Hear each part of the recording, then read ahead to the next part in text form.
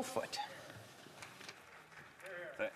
Thank you very much, Madam Speaker. And as always, it is an honor to be able to rise and talk about the important issues facing Canadians. And before I get into the substance of my speech, let me first, on behalf of the people of Battle River Crowfoot, and in part because I do represent a military base, Camp Wainwright, and the thousands of serving men and women that don our nation's uniform and do the hard work that is required to keep our nation safe, in spite of the challenges we face. These dedicated men and women, absolutely an incredible example of what it is to be the best, the absolute best of our country. And along with that, because of having a military base in Wainwright and the small towns and communities surrounding it, there are many veterans that I have the honor of representing. So as we go into the Christmas season, especially at a time when often emotions run high, and times can be difficult, whether that be because of economic circumstances,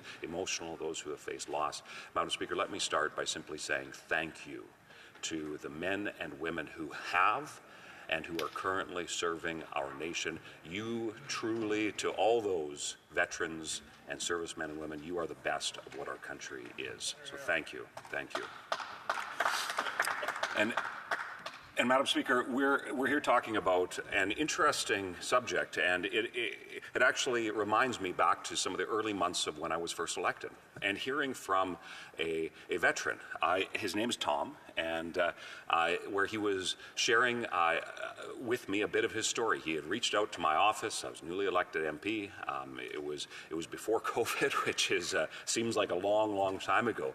But what was very interesting, Madam Speaker, is I heard from Tom, and he described a little bit about himself. He was a technician in the armed forces, and described a bit of his work. He had served in a number of overseas deployments and had retired and was now doing contract work with DND, but had spent much of his life, as is the story of so many who have served our country, in very traveling. He didn't call any one particular place home for very long.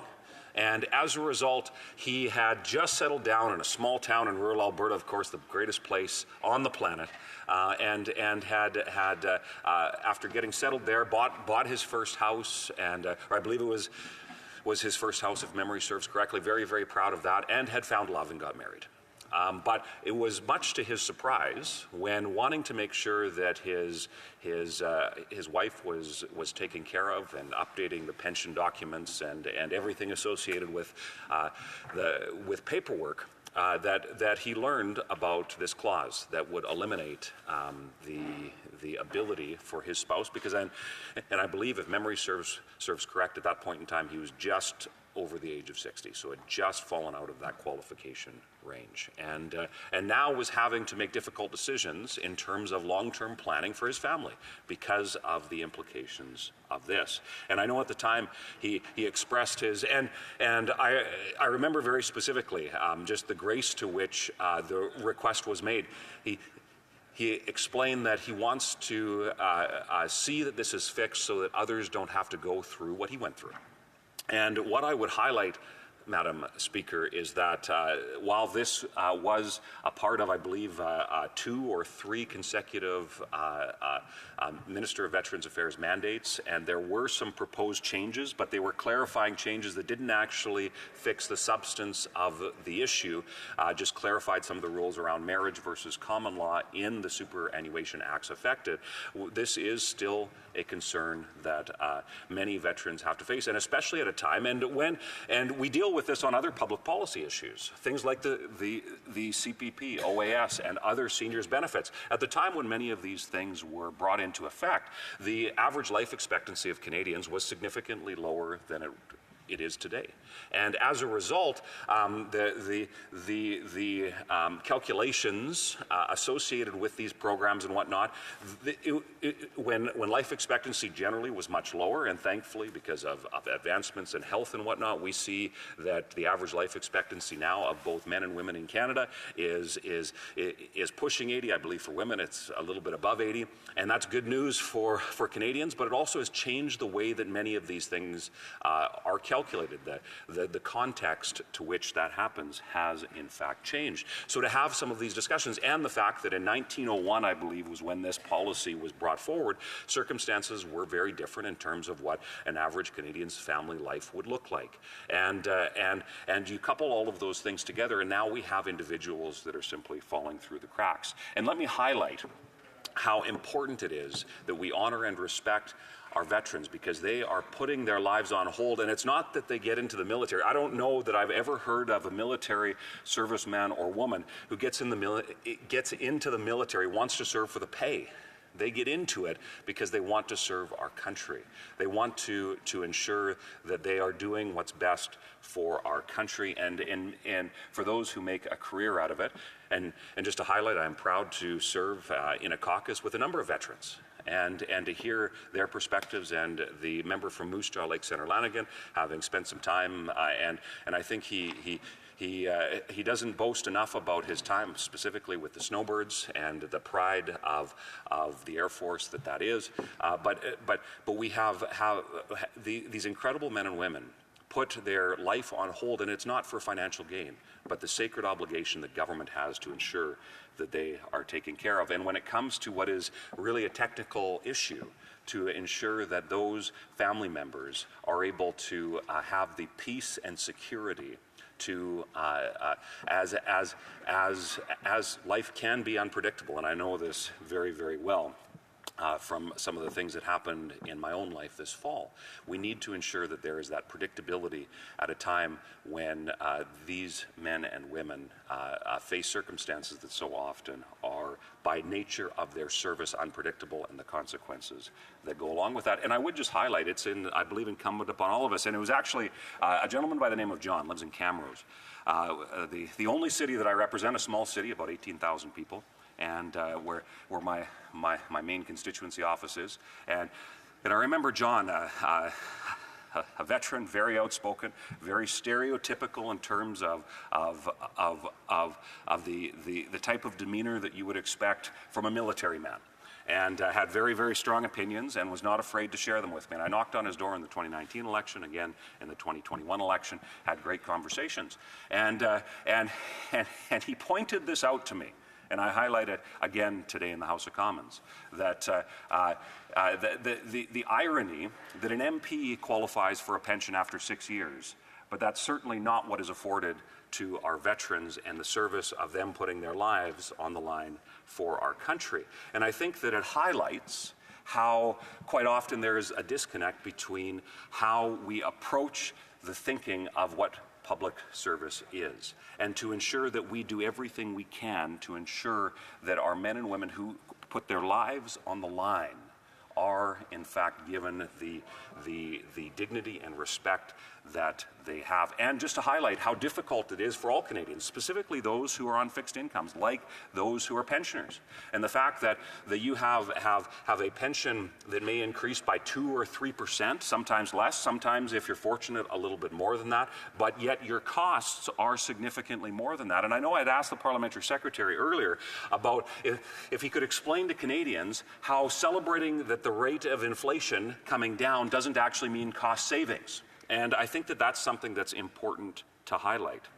So, and just further to highlight one other important aspect here is just the help that veterans need. And to do a shout out, I had in, I believe it was the first week of September, a great conversation with the Worthington branch of the Royal Canadian Legion in Wainwright, Alberta, where I highlighted that that is home to Camp Wainwright, one of the Army's training facilities. I'm very proud to represent that.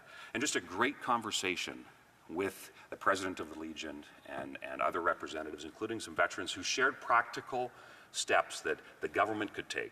And in some cases, not even steps that would cost much in terms of the dollar amount, but just to help make sure that barriers are removed and that veterans are respected.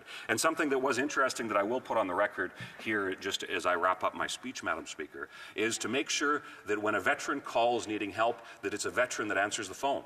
And that seems to me like that would be common sense, because I know that especially sometimes when a veteran is facing a difficult circumstance, to make sure that they have somebody that answers the phone that is in fact a veteran would be the calming security that is needed to help ensure that they are able to get the response that they need. So, Madam Speaker, when it comes to the important issue of this particular clause and the larger veterans issues, I am glad to have had the chance to intervene today and look forward to questions. Thank you. Questions and comments. The Honourable Deputy House Leader. For all the rhetoric and melodrama that we've been exposed to today from Conservatives about their support for veterans, can this member explain to Canadians why 2 nights ago he and all of his colleagues voted against $900 million worth of supports for veterans? And before he goes on about it's a budget bill and we are opposed to budget bills by default, we'll always vote against them because we vote against the government, it would have been very simple for this member to ask for the items related to Veterans Affairs to be removed from the whole vote and those be voted on separately. So it is possible for him to have just voted on that $900 million for veterans and voted against everything else. Good point. So can he tell us why he voted against the $900 million worth of supports to veterans only 2 nights ago? Well, member for Battle River Crowfoot. Thank you, Madam Speaker. Canadians do not have confidence in that government or that Prime Minister. And Conservatives are ensuring that when it comes to matters of confidence, of which, if that member isn't aware, every spending bill is in fact a matter of confidence. It is time for a change. It is time for a carbon tax election, because Canadians do not trust that Prime Minister, that government, and that member. And Conservatives are taking a stand to make sure that that attitude, that perspective of Canadians that increasingly is being made known. And I know for a fact, because there are people in Kingston that are reaching out to us that are sharing that exact opinion. They're tired of him, they're tired of that government, and it's time for change. That's what Conservatives are offering. Questions et commentaires. L'Honourable Député de Shefford. The Honourable Member for Shefford. Thank you, Madam Speaker. I'd like to thank my colleague for his speech. He spoke about the situation for seniors and the fact that pensions are a fixed income and have not followed inflation, and that we should reconsider how we index pensions. That could be a solution. There's something really unfair about the fact that a senior does not necessarily get the same pension at different ages during their retirement, and I hope my colleague's party will support our bill in that regard. And regarding this clause regarding marriage after 60 also doesn't make any sense. I think that it's past time to respect retirees. We can take simple, clear actions to help them. What does my colleague think about repealing this as quickly as possible? Battle River Crowfoot. Madam Speaker, it was the now Leader of the Opposition that at a time when spending was spiraling out of control, when there was hundreds of billions of dollars of cash being injected into the economy, that he very clearly articulated the consequences of that would be the inflationary situation we find ourselves in today, and the long-term impacts that will have even as the target inflation increases come into what the Bank of Canada considers a target zone. And, Madam Speaker, I think that what is an indisputable fact is that that Prime Minister and those Liberals supported by the NDP have made life unaffordable for all seniors, and is the consequences of that are having a devastating impact on Canadians' ability to make ends meet, to afford the food, the heat, and the fuel that they need in order to survive. It's those Liberals that are taking away the Canadian promise that not so long ago Canadians could count on. Member for Hamilton Centre. Thank you very much, Madam Speaker. And I was quite shocked by the earlier member from Moose Jaw's intervention. And I want to give this honourable member the opportunity to reflect on what was asked. And hopefully, with integrity, he'll honestly answer the question.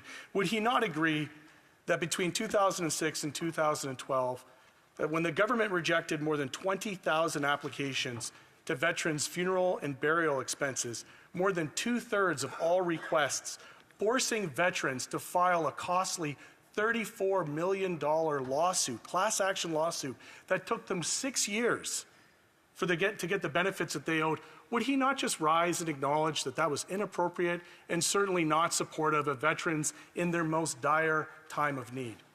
The honourable member for Battle Weaver Crowfoot.